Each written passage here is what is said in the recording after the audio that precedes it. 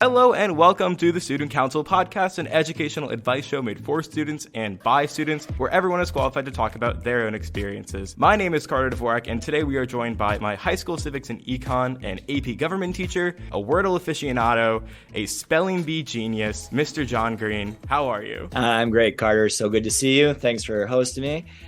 First question, am I the oldest guest on your podcast so far? So far, I think so. So I'll take it. So. Hi, Congratulations. Yeah, good to see you. Good to see you too. Thank you so much for coming on. I want to ask, what has been your favorite 5 minutes of the past week? Oh, so I was prepping for this one a little bit, Carter. I'll give you three. Can I give you three? Yeah, but you can. My answer won't take that long. The first one is I met up with my college buddy last weekend in Detroit. So a guy I met when I was 18 years old, best man in each other's weddings, but I hadn't seen him since pre-COVID. He lives in Boston. I, of course, live in Holland, Michigan, and we met in Detroit. He flew in, I drove over. We went to a Pistons game, hung out, and talked. And that's one of the beauties when you're meeting people in college. You can make these lifelong connections. So that was pretty great. Number two, ready? This was our Saugatuck alumni maybe a little jealous. This year, I think we started a new tradition. We had a senior ski day. What?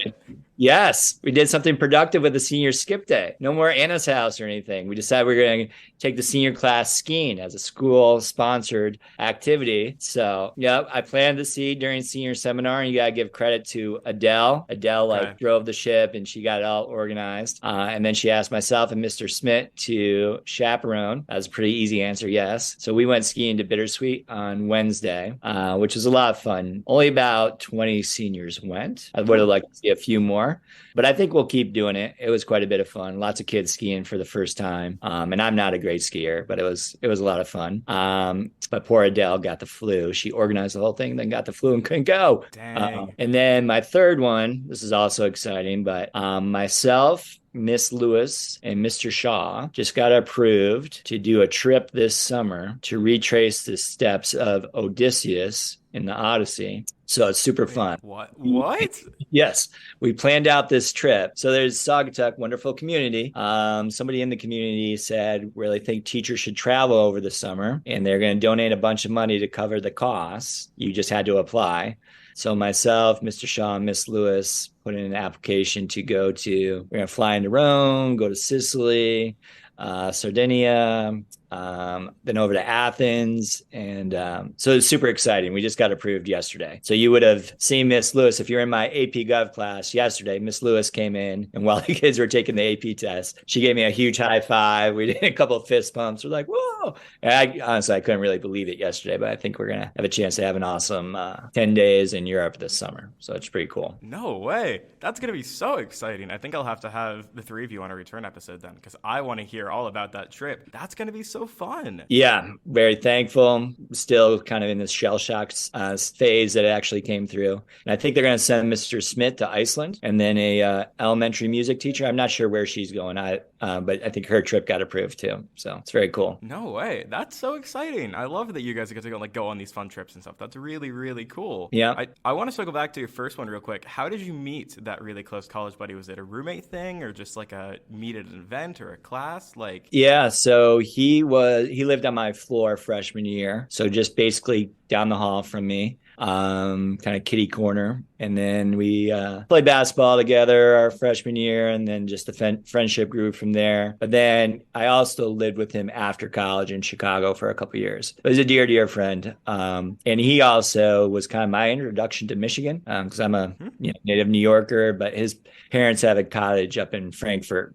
So the first time I was ever really to the west side of Michigan was to visit his cottage when I was a senior in college. No way. That's really cool. I'm hoping that I can be, everybody here is in Michigan, of course, but I think I'd be exciting for me to be people's, first west side of Michigan connection and stuff. Yeah, be that gateway. Yeah, I think it'd be really fun, because it's definitely I think once you go to a place like Holland or Saugatuck, it's a really, really unique spot to be. So that's really, really cool. Yeah, I want to dig more into your college experiences. So you are an alum of Union College and DePaul University. If you want to just kind of briefly talk me through your time at both of those schools, what led you to both of those places in general, kind of what did you study and all of that stuff. Yeah, sure thing. And so Union is in Schenectady, New York, which is right by Albany. And it's about 3 hours from where I grew up in Rochester. You just go east on the New York State Thruway, 3 hours from where I grew up. You go find it. It's a small school, about 2,000 kids. So, once you get out to the Northeast, there's quite a few of those nice smaller schools, maybe a Hobart, Colgate would be a little bit bigger, Union, Hamilton, which are all nice colleges. They offer really good educations. Sticker prices are all super high, but then they do have healthy endowments. Like they make Union pretty affordable for me, which is good. And I think they always meet 100% of kids' aid. So really good in terms of their financial aid. If kids want to go there, and I would recommend looking at colleges like that. And it is probably most known for like engineering. It's kind of good engineering school, pretty good business programs. Trying to think, Chester A. Arthur, American president. Don't ask me what number, but there's a statue of Chester A. Arthur on campus. And then probably pop culture wise, let's see, Parks and Rec. Tom Haverford's good buddy there, who's the goofball. Ben Schwartz? Ben Schwartz is a Union College alumni. Thank you Oh, for no way. name. Yep, he was there a little bit after me. And then the guy who wrote Dodgeball, the movie, and a bunch of other kind of goofy movies, came up with the Terry Tate linebacker campaign. So Rawson Thurber, I believe is his name. He is a year or two younger than me, but he went to Union College as well. And then we were national champions in hockey probably about 7 or 8 years ago. So Division I hockey, Division III, everything else. And it is a good place. Why I went there? It was probably the best academic college that I got into. I did not get into Northwestern, but then Union was probably second in terms of like the most academically good reputation or whatever. And then also, to be very honest, I thought I could play basketball there. I'm a basketball geek. So Division III basketball kind of drew me in as well. And it's a beautiful campus. It's really, really nice.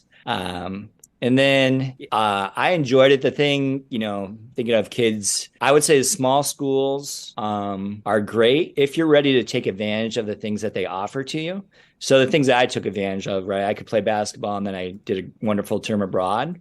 But then if you listen, it's interesting. I listened to a podcast with Ben Schwartz a few years ago, and he was just singing the endorsements of this college. And it's not like Union has a great drama department, but there are always professors there who are saying like, hey, whatever you want to do, if you just let us know, we'll really help you pursue your dreams. And he's an example of a guy who really took advantage of that. To be honest, I was pretty quiet in undergrad. I didn't really know quite who I was or what I wanted to do. So I look back and there's probably a bit of a missed opportunity, just that there was a small school feel. At times I felt like I was a little bit more ready to be a face in the crowd and be a little anonymous at college for a little while, like you could have at a bigger school. Mm-hmm. So, but I think, small school experience, I'm thankful for it, that like my term abroad was awesome. I made these lifelong friends. That type of stuff was really good. That's awesome. Where did you go? For my term abroad, I did a semester in York, England when I was a junior. Okay. And Union really prided itself, like other small schools you hear, like, well,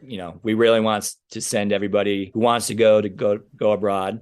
So I had that opportunity. It was great. That was probably my best thing that I did in my undergrad, for sure. Yeah, that's awesome. And then, so like, when did you realize you kind of wanted to go into like education and like teaching in that path? Yeah, so Union didn't even have an ed program. Like they offered, you could stick around a 5th year and then get like a teaching degree. But that was not really on my radar. They offered one ed undergrad class, and it's just kind of like a survey about, kind of landscape of education type stuff, disparities in education. It was a really good class, but I did not think I wanted to be a teacher all the way through undergrad. I never student taught.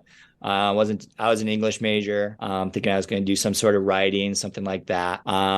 So I graduated with my English degree, and I did a couple jobs just in the nonprofit world. So there's another quick unique thing about Union is that I had a special loan/scholarship. So every year that I worked in public service, they knocked off 20% of my debt. So when I got out of college, I was like, I can give back for 4 or 5 years and just reduce my debt anyway. So I never paid. I took a loan to go there, but I never paid it back. Like it just got forgiven, I was thankful for that. But that kind of pushed me towards like the nonprofit world.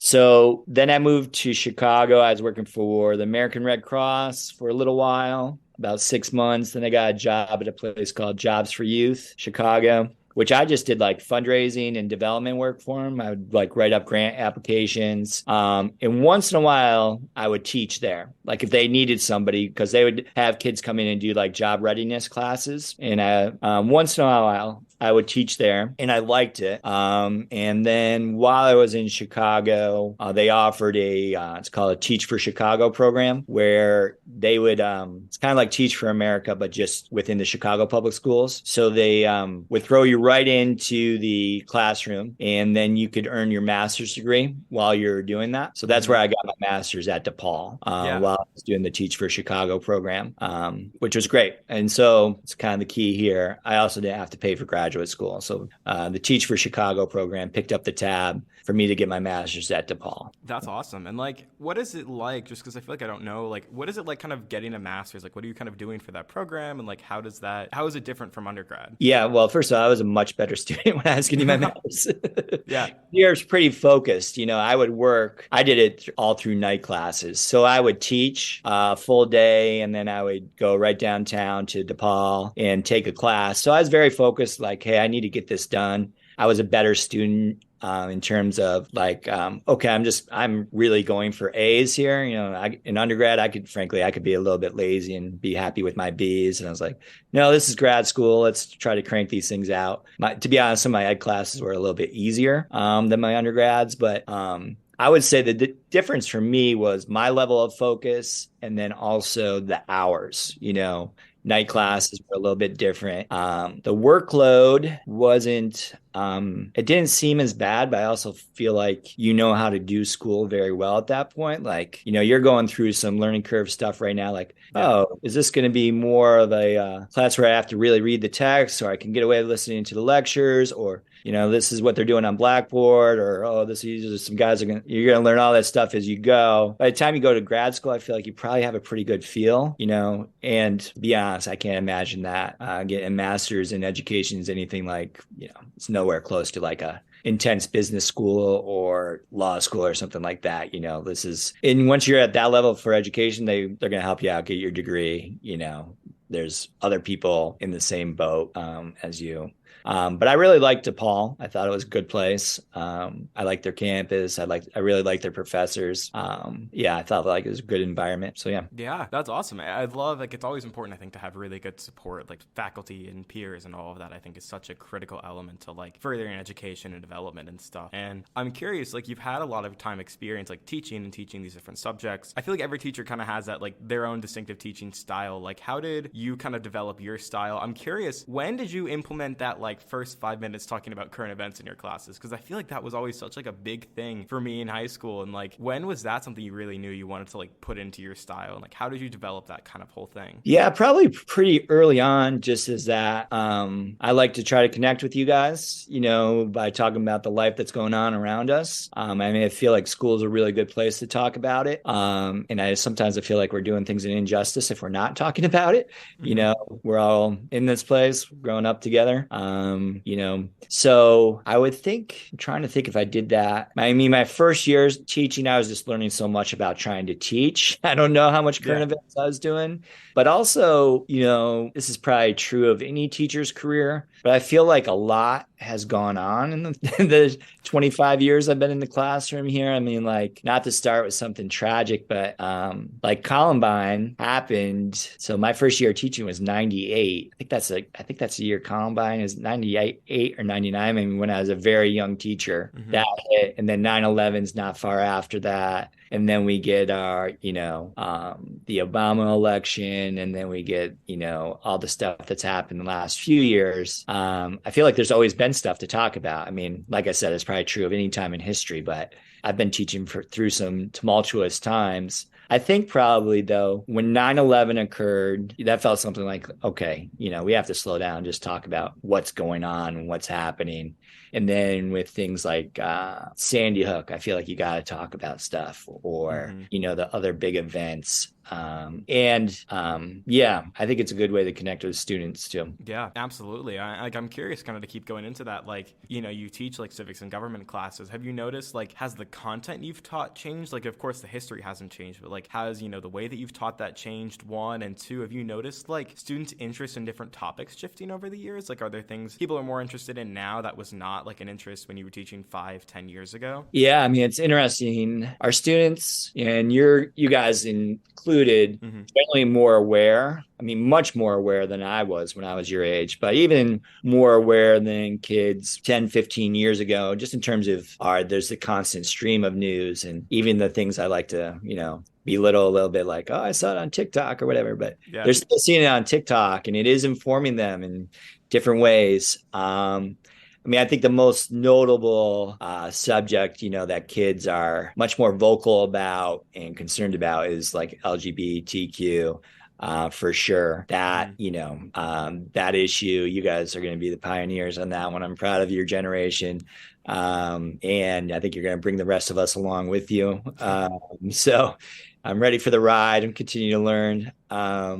That one, I think the gun violence, unfortunately, that's one that, hasn't been going away. I'm interested. I mean, I think the cultural wars are coming to education even more so in the next couple of years. We'll see where it goes. I think there's always room to have good conversation. Totally. And I think you bring up that great point of like, I think that current events has really like found its way into like information feeds so much more than the past where like, you had the 5 o'clock, 6 o'clock news and still I love like if Lester Holt's just on, like when I'm home, it's like nice to kind of pop in and watch that. And he has a great voice. It's like NPR. But like, yeah, now like I learned so much from the Washington Post TikTok account. Like it's so funny, but like they have a lot of great stories and it's really unique in that way. And two, like, yeah, teaching and how that's talked about in the political world is definitely, it's a bummer to see for sure. And it's a little like, I think nerve-wracking both as a student and like trying to empathize with the teachers of like, especially you see stuff in like Florida and it's like, oh, I hope that is something that we don't, that doesn't get any worse or anything like that. Yeah, I mean, I think I'm still pretty positive about it and pretty hopeful. I mean,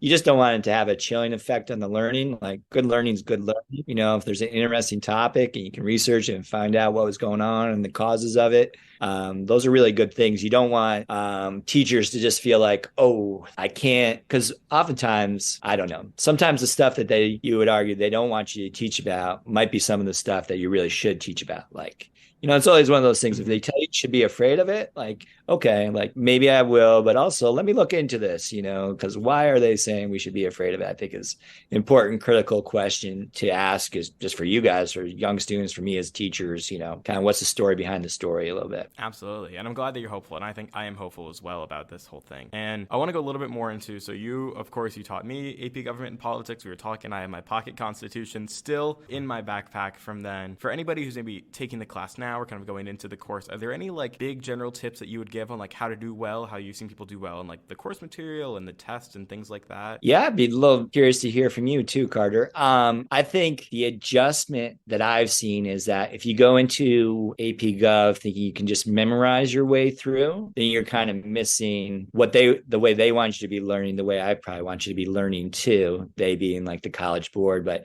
it's not a class. I always go a little nervous when I hear like kids saying, oh, I made a Quizlet and I studied my flashcards all last night. And then I'm like, oh, it's not a matching test. Like you're not going to just be able to see all these definitions that somebody else put on Quizlet and you can memorize. So I think trying to get the big picture ideas and the big themes. And I wonder as a teacher if I'm doing a good enough job, like, hey, this is the theme. This is the overall what they're talking about. Yeah, I'm curious from you. How did you feel like it was different to try to prepare for an AP class? And how does that compare to what you're doing now? All that stuff. I mean, I think the biggest thing AP, like the one thing with AP that I think is very funny is like, I remember it very vividly, especially in AP Lang, Mr. Shaw basically saying like, you will never have to write 3 essays in 2 hours ever in college. And I'm like, thank God.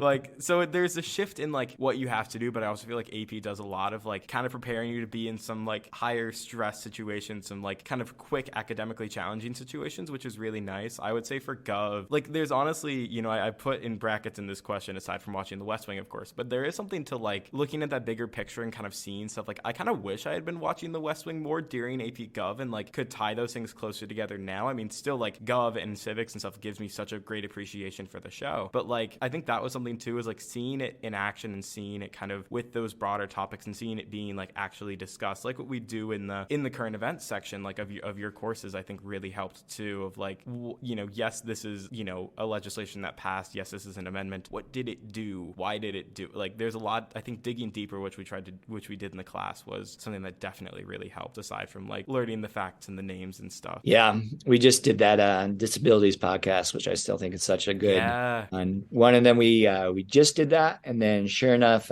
like the headline the next day in the New York Times on a story was schools figuring out ways to like disappear disabled students. You know, it was like still fighting the same fights, you know, here it is. And I do feel like going back to your current event question, I always think that's cool. Like if you talk about them, you follow them, like sure enough, stuff's going to be written about and discussed. Like if you're tuning into the conversation, you can kind of see things unfolding. Absolutely. Like even, I think you're absolutely right in that, of things are always kind of unfolding. And like the disability podcast, the ADA and stuff, was something that really helped like paint that vivid picture. Like even now I still, you know, I remember I think this was vivid at the time, like the person who crawled up the steps of the Capitol, like that sticks in your mind, even if you only hear about it through an audio medium. Like it's a very striking image.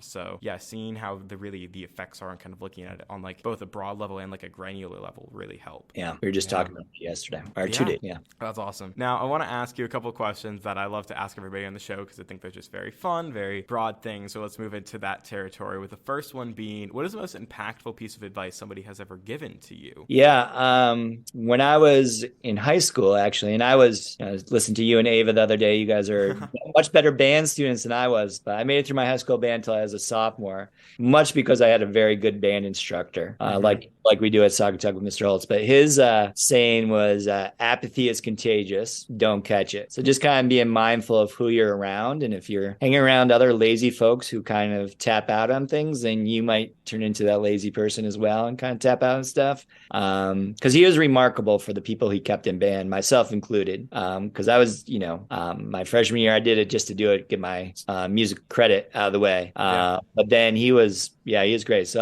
I like that one. Be aware of your apathy and the apathy of those around you. So that was a good one for me. And then as a professional, one that was helpful for me way back in probably my third year teaching, very distinguished department chair in my English department. And I think I was bemoaning some aspect of my job. English teachers can be ones to complain because we have to grade the essays. But he just looked at me, he's kind of like, John, everybody gives up their pint of blood somewhere. And he's just kind of like, you're doing your thing and you are working hard, but realize other people are working really hard too. And as a professional, that's something I try to keep in mind. Like how you treat your colleagues in whatever field you're going to go into, Carter, it always matters in terms of, being at work and stuff, but that you try not to. My time is really no more valuable than other people's time. I would value your time as a student, and I would want you guys to value my time, that type of stuff as well. But those two things I thought were pretty impactful for me when I was a young person. Absolutely. I love the first quote, and I had not heard the second one, but I really like that lesson as well. It's very, I think, valuable and important for everybody kind of going into different fields and all of that. So love it. The other one I love to ask is, do you have an ultimate tip for somebody going into college?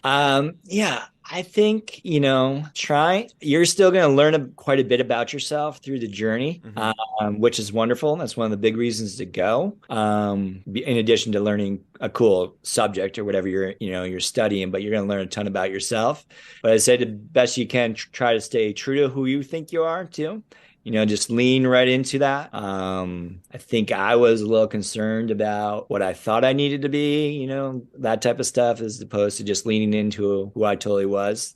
That probably came later in my 20s, So I think the earlier you can do that, probably the better experiences you're going to have. But also keep an open mind. Don't get stuck like, oh, I'm a finished product. Like continue to learn, but just lean into your passions, who you think you are, all that type of stuff. Absolutely. It's a very interesting line to walk between like continued self-discovery and like kind of staying true to like the self that you know to kind of be the core version of yourself. Absolutely. Yeah, absolutely. Yeah. Further, I love talking about expectations with people, especially like, do you recall any of your expectations going into school and kind of any moments of the like reality maybe being different than those? Yeah, I probably didn't. I definitely felt like I was ready to go to college and kind of conquer all of it. I probably underrated. I think I was homesick a couple different occasions, but just didn't want to admit it. So I think it's okay if you get a little homesick. You can go make a visit. Don't linger around the hometown too much, but I think it's okay. And trying to think other expectations. I mean, I think it's important to keep in mind, right, that nothing's going to be perfect. You're going to hit some rough patches. I hit some rough patches for sure my first year of college. And that was more just like, like they're listen to older students when they tell you about the professors. I was like, I don't need to listen to that. Like, I'm not worried about any class. I'll take any class. Like, what are they going to do? Like, I got I got a really bad grade in class. It was not by far not only the professor's fault, but I was warned, be careful of that class. And I thought I knew better and all that type of stuff. But so listen to the advice. Don't think you know everything. That's a good old Mr. Kerner quote. One of our favorites from Saga. Yes. Every year you get older, you realize there's more that you don't know. Like that was profound. I should have kept that in mind.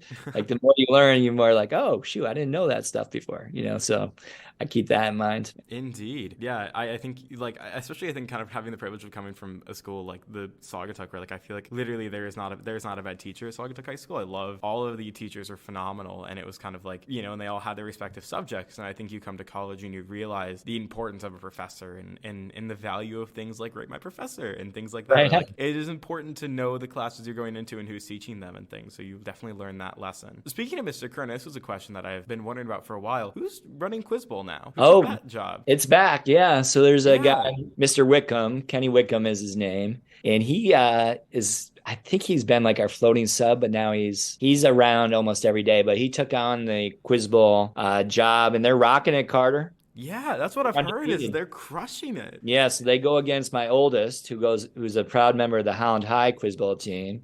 Okay. Neck and neck between Holland and Saugatuck. And they had a big showdown the other night, and I think Saugatuck beat him by 2 questions. Oh, wow. But yeah, Quiz Bowl is back for sure. So that's fun. I'm glad Quiz Bowl is back. Yeah. I am as well. That was definitely a very happy thing for me to read. I was like, yes, let's go. Did you do it freshman, sophomore year? Freshman, sophomore year, then COVID took it down. Like, because our season ended. We had a really abrupt season sophomore year. 1, because of COVID, and 2, because I think it exclusively snowed on Wednesdays in 2020.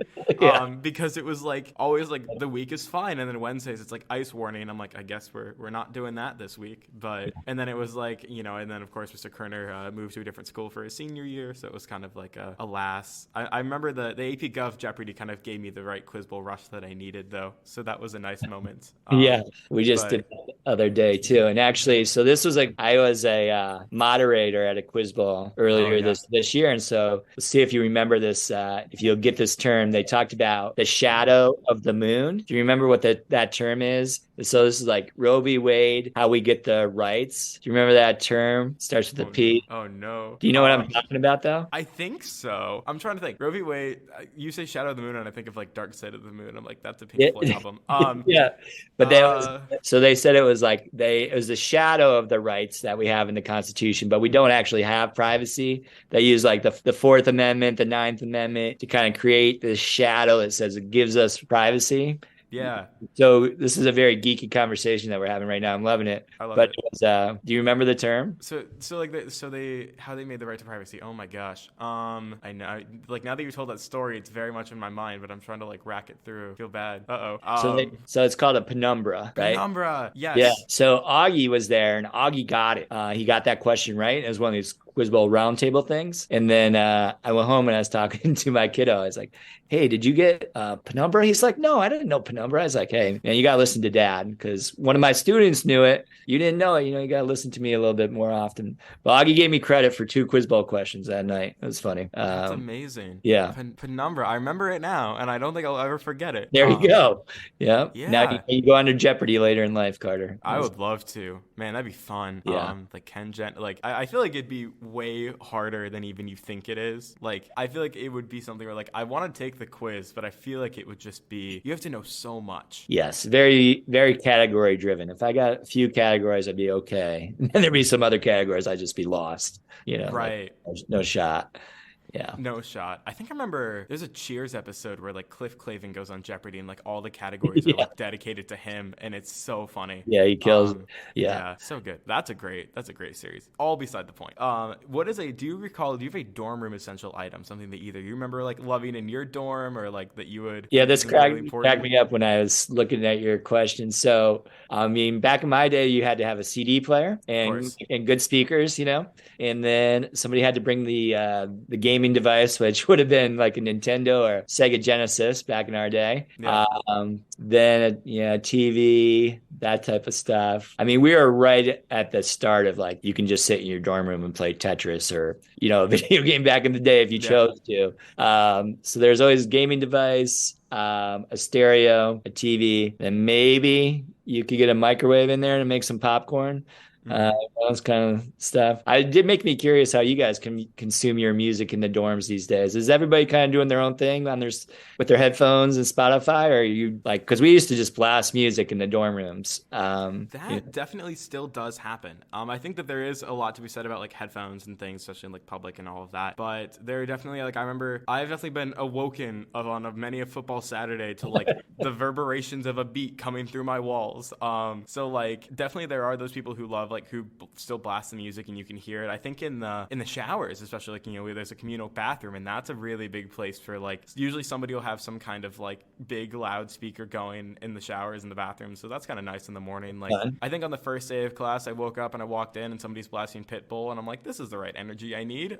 So it's great. So I think that there is still like that nice loudspeaker music element to it, which is very fun. Yeah. Now I'm curious. This is always fun for Saugatuck students, but I'm curious. Do you have a moment from high school for your high school experience that you still think about? Yeah, it's funny how those things come back to you, now and then. High school experiences. Yeah.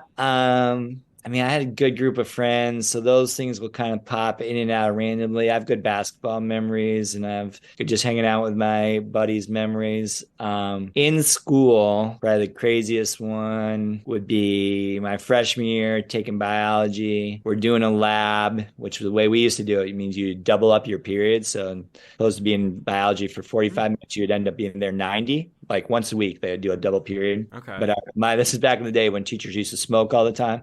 And my poor teacher, I really liked the guy, but he could not really make it through that long without going and taking a smoke break. This is school in the 80s and 90s here, buddy. But right. So we are dissecting the fetal pigs, the little pigs, and he just left the room. And he left, 25 kids in the room by themselves with the dissection tools and stuff. And I was a freshman.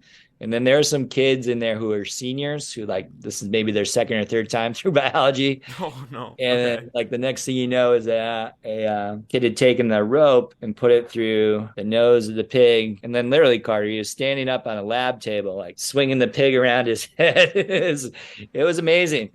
And I don't think the teacher was ever any the wiser. I think it had stopped by the time he walked back in. But I was a little guy, man. I was like 14 and like 5'5".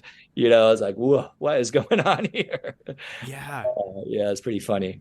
So you'll have those stories that you'll go back to. I heard you and Ava talking about band. I mean, anytime you have those group activities, whether it's a team, it's band or whatever, those moments are pretty special when you think back to them, Absolutely. Another one that came up, I just talked to Kaylin, and then soon enough there'll be an episode out with Juliana as well. And both of them independently talked about like that secret room between like Miss Moore's room and the library and the like media room, that like little tiny shack that like us seniors renovated and put in a mini fridge and like painted. So that's another one that comes up a lot too, of just like that little space that we had that is I didn't know you now guys. gone. I didn't know you had a fridge in there and everything. Oh wait, by the end of the year, it was like a lot of that was, I think, thanks to like Miss Moore. I think brought some of that stuff in, and like, you know, pencils and things. But like Kayla and Juliana like took out part of the table, like they were getting a jump start on the high school renovations. So like I love it. they took out part of the room. We added in like comfy chairs. It was really like, you knew you could fit upwards of like 10 to 15 people in there during like an advisory. That's where all of you were. Yeah, that's where we all went. That was always where we all went. That's funny. But, yeah. I was none the wiser to that one, Carter. Yeah. Well, I've all gone peeled back now. the curtain. Yeah. That's funny. Yeah. Yeah. Walking into our school right now is kind of a trip too, because there's not much room. There's all these fake walls. Like, yeah, it's pretty crazy. That's what I've heard. Has your room been affected by it yet? Like, I know, is it true that like Mrs. Terhar is in the lunchroom now, and like Miss Moore and Mr. Ward are in the band room with like a fake wall? Like, all true. Yeah. Wow. Yeah. But in true Mrs. Tahar style, like she has like her nice little lamp, little corner. Like somehow of course she does. She took the lunchroom and made it feel more like welcoming and homey than my room, which I haven't had to touch. I just, don't have the nice feel for it. But yeah, then the walls have gotten so much more narrow. Like where my hallway with Mr. Walker and Mr. Shaw, it's only 6 feet wide now. And like when I go out and talk to Mr. Walker and I still kind of are on our post there, we always lean against the wall, but you'll hear guys with drills like right behind us, like zoom, zoom, like at any moment that they're doing this like work, behind us, which is pretty funny because it seems like we might get zapped by a drill at some point, if we lean too close.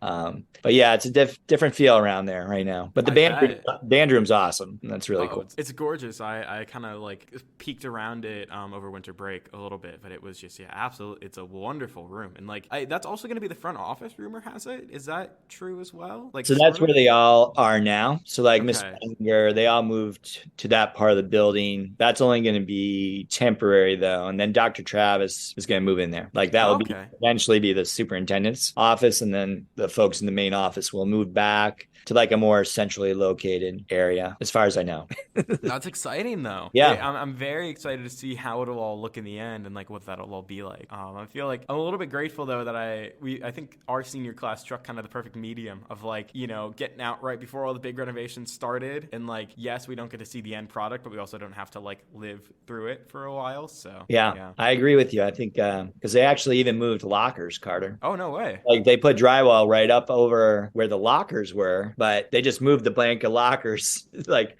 so there's now lockers down the hallway where the band room was. Oh, the hallway is now lined with lockers. That's gonna make that really tight. Yeah, there's no space. Like your little cubby would be like worth even more this year because the students are like, there's nowhere to go. All there's walls until you get down by the band room. Then it's very nice. Yeah, it always has that nice open space. Yeah, I'm very excited for all of that. Now I love talking about music a little bit more. I have a school survival playlist that I've been building for this whole podcast, and I'm curious if you have a song that got you through either a period of school or a period of like teaching, like something that kind of has helped you through that time. Yeah, COVID, when we came back that fall of 2020, like that was a very intense teaching experience. That was a lot of work to get everything ready. I went through kind of some random music, but I was thankful I found it at the time. So everything from I have my 1990s hip hop phase still, but Mr. Shaw got me hip to like John Prine, which is very like, he's a singer songwriter, folky. I listened to a lot of music during that time, and I did a lot more work at home than I normally do. And I had to like put on my headphones and just go somewhere where I could focus. And I was very thankful for the music at that point. And I felt like I did discover some new stuff through that, where kind of got away from listening to 90s hip hop for a little bit, which was good. Yeah. I don't know if I have anything that I would suggest for your playlist right now, Carter. Yeah. Oh, you know what? This is a funny one. It's kind of goofy, but I think it's such a meaningful song. It's only like 2 minutes, but Bill Winters, Grandma's Hands. Like if you have a special grandma in your life, you listen to that song, like it'll hit you. And it's only like 2 minutes long. And he's got such a great voice. But yeah. Yeah, that's a good one. Yeah, that's great. That's fun. There's always an eclectic mix. I feel like COVID, I cycled through so much more music, than normal. I think because it was always just on and like listening to it. But I definitely feel like I've gone through a variety of playlists and things like that. Even still, it's like I go back to the stuff I was listening to 2 months ago, and I'm like, wow, very different mix. So it's fun to kind of explore. Yeah. Last big question of the interview I'd love to ask: what would you tell your freshman self in college, and then your first year self teaching? Yeah, my freshman year self. I think I'd go back to like be true to who you are. Like I had a good high school and I have great parents, and I feel like I had a pretty good foundation. I didn't always believe in it when I was in college, so just kind of trusting that part of myself would have been helpful. And I think it's good advice for everybody, lean into that stuff. And then first year teaching. Yeah, that's an interesting one. Continue to work hard, continue to learn. And I think just paying attention, to be honest, as a teacher, you can learn so much from your students. If you look for it, if you see them. If you get blinded by the content and all you're thinking is about, like, how can I teach, like, only causes of World War II and blah, blah, blah, blah. This is it. This is all they need to know. But you don't ever take your students into account. You're missing a huge portion of the experience. Like, I continue to learn from my students, but I learned so much from them early on as well. So I think just a reminder of that. Sometimes, so many times we like, what should we fix in education, or how can we do better at this? And then the last people we ask are you guys, the actual students. Yeah. We have all these folks who have like, I haven't been in a classroom on the other side, and 30 years since high school, but I'll talk to other people my age and not really take you guys into account. So I think it's always a good reminder to like talk to the students, get to know you guys, learn from them. I think it's good. Yeah. And you've done a great job of that from everything I've experienced with everybody. So bravo. Yeah. The actual final question is just, do you have anything else to plug or anything you want to share or put out there for people? Interesting. Speaking of so I had the day off, and before I came on with you, I was thoroughly enjoying PBS is doing a whole little mini series on hip hop in the 90s. Okay. Before that. So I was so into it, Carter. I was so happy with my day off so far. And this is making my day too, talking to you. But I would recommend that.